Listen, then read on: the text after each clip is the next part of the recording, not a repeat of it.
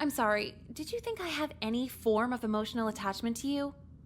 Why else would you have talked to me in the first place? Why would you have lunch with someone you don't like? It was funny. I knew you'd say some embarrassing shit. So you used me.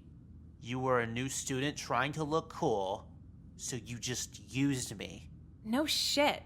In what world does a girl like me take interest in you? If you're that fucking stupid, maybe you should kill yourself. Fine.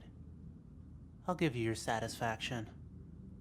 But not before getting mine first. You're the only girl I ever loved, even if it wasn't real. You knew me for 2 days. Bye.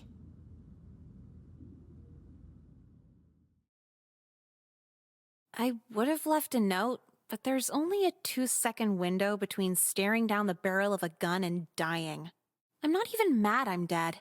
Through all the news coverage that'll cry about me for a week and him for a century, it might be best for both of us they rarely get the facts straight. They'll tell you I was a sweet, innocent girl who'd never turn an entire school against the anime kid. They'll also tell you he was a twisted mastermind who didn't want to fuck fictionally tall women. So yeah, he seems cooler than me now. But try talking to him.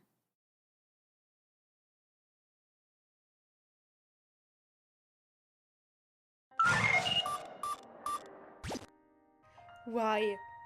Why are the endings we are getting today about her dying?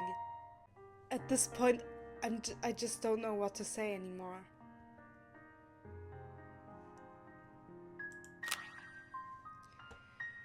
Okay, I recall watching the news after what? VT happened last April. Between the rambles of gun control, an NRA member looked into the camera as if he was trying to talk to kids like me. I'm paraphrasing. If you are a student and feel alone, threatened, frightened, or inferior, lashing out at the world with fatal violence like this is not the answer. I don't want to kill them because I'm lonely. They just need a wake-up call. Most classes I sit alone, no one speaks to me. Last week a girl who gets plenty of attention for her looks was venting to the teacher about how she didn't fit in, mentioning she only knew her boyfriend and that's it. Isn't that great irony? I'm light years from getting anything close to a girlfriend. She sees no one talks to me. Yet vents right in front of me about how little she has socially. I'm not jealous, just sick of the ignorance she and many others exhibit. Their cozy little world, I want to destroy it. I want to destroy it and look them in the eye while I do it. I want them to remember me. Okay, but you can't say that. I mean, you never know what's going on in someone else's life. Just because from your perspective they have a perfect life doesn't mean that they actually do. Because everyone sees things differently. So like, even if you see someone who has like, I don't know, who has like a tons of friends, is like all popular, has a boyfriend and stuff like that, and seems like everything is like perfect, like maybe on the inside they're extremely unhappy, like they're unhappy with how they look. They feel like pressured to do stuff to fit in. Maybe they like get pressure from their parents, or maybe they just don't want this life at all. Maybe they don't want to be popular or something like that. You know what I'm saying? Like, you can't know what someone else's life is like. Just because you see it as like perfect doesn't mean that it actually is. And like, it's like, I would say in all cases you always want the thing you don't have. Like, at least from my experience, like, you can never be happy basically. because you always think that what someone else has is better than what you have, basically. Like, for example, I've most of my life I've been living in like apartments, and I've always wanted to like live in a house that has like a garden and stuff like that. And like I would always like go for walks and like look at other houses and be like, that's so cool, I want to live there. And then I actually like do have a house now. I mean, it's not exactly a house, but it's still a house, like, basically, because like my mom's boyfriend owns this house, but it has like 2 apartments, basically.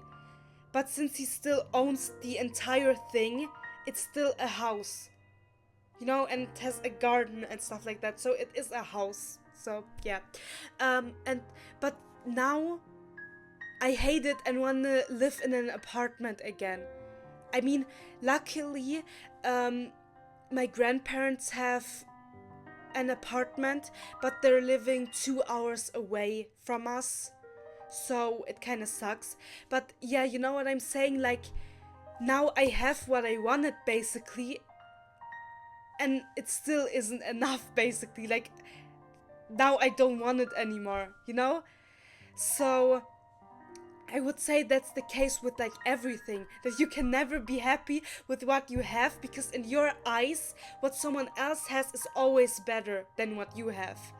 So just like assuming that she has the perfect life just because she has friends and a boyfriend and stuff like that doesn't mean that she actually has a perfect life. And it's just like messed up to wanna kill her for it. Like, hello?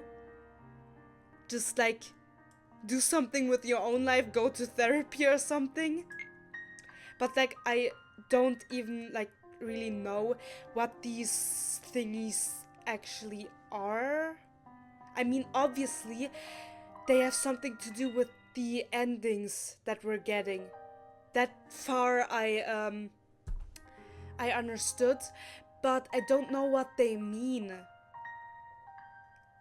'Cause they're not exactly telling what actually happened. 'Cause it's like kind of like poetic, I would say. I don't know. Maybe you guys know and can let me know in the comments, 'cause I really don't understand. So yeah, this is the end. That was a quick one. Yeah, that was short because I skipped the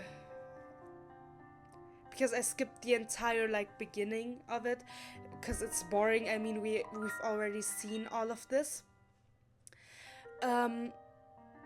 But yeah, I still hope you guys liked the video, and please subscribe and like and comment and share it with your friends, because it helps me a lot. Like, as I already said in my last video, I want to move to Poland and be an LGBT activist there. Yeah. So I'll see you in my next video, and yeah, love you guys so much. Squid Game. Yeah. Love you guys. Bye.